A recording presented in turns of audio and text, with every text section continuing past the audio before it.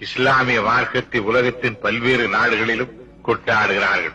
இஸ்லாத்தின் மார்க்கம் சிறந்ததொரு மார்க்கமாக இருப்பதால் உலகில் உள்ள பெரும் குணவான்கள் இஸ்லாத்தை ஒரு மதமாக கொள்ளாமல் ஒரு மார்க்கமாகவே கருதுகின்றனர். இஸ்லாமிய மார்க்கம் ஏன் சிறந்ததென போற்றப்படுகிறது என்றால், மனிதனுக்கு என்னென்ன ஐயப்பாடுகள் தோன்றுகின்றனவோ அவற்றையெல்லாம் நீக்கக்கூடிய வகையில் அதிக நல்ல கொள்கைகள் அதில் இருக்கின்றன.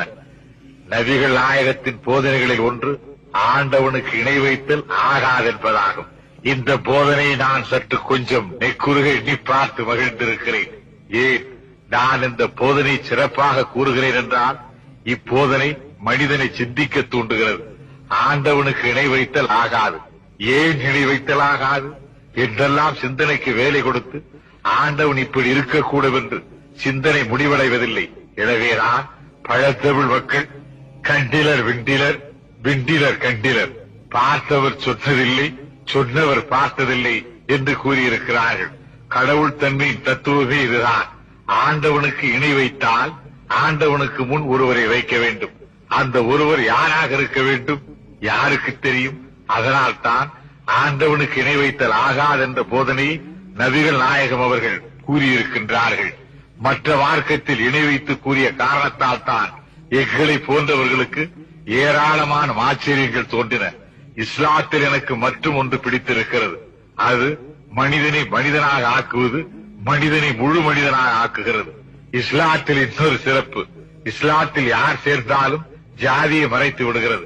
முதுகுளத்தூர் ஒருவர் தலையை ஒருவர் சீவிக்கொள்ளும் தேவர் தாழ்த்தப்பட்ட மக்களானாலும் சரி மற்றும் எவரானாலும் சரி, எவர் இஸ்லாத்தில் சேர்ந்தாலும் சரி ஜாதியை நீக்கி விடுகிறது இஸ்லாத்தின் கொள்கை. இதனால் அது என்னை மிகவும் ஈர்க்கக்கூடிய கொள்கையாக இருக்கிறது. இதையெல்லாம் அறிந்துதான் எதையும் துருவி துருவி ஆராயும் பண்பு படைத்த அறிஞர் பெருநாட்சா அவர்கள் உலகில் கடைசி வரை நிலைத்திருக்கக்கூடிய மார்க்கம் இஸ்லாம் மார்க்கம் ஒன்றுதான் என்று எழுதியிருக்கிறார். நபிகள் போதித்த இஸ்லாம் மார்க்கம் வைரம் போற்றது. நல்ல வைரத்தை பட்டை தீட்டி அதை கையிலே மோதிரமாகவும் செய்து போட்டுக் கொள்ளலாம், காதில் கடுக்கனாகவும் அணிந்து கொள்ளலாம். அதே வைரத்தை விற்று கிண்டி குதிரை பந்தயத்தில் வைத்து ஆடலாம். ஆனால் வைரத்தை பயன்படுத்துவதிலிருந்துதான் அந்த பயனின் தரத்தை நாம் அறிந்து கொள்ள முடியும். அதே போல இஸ்லாம் மார்க்கம் என்ற வைரம் யாருக்கும் எந்த இடத்திலே எப்படி பயன்படுகிறது என்பதிலேதான் மாண்பு உணரப்படும்.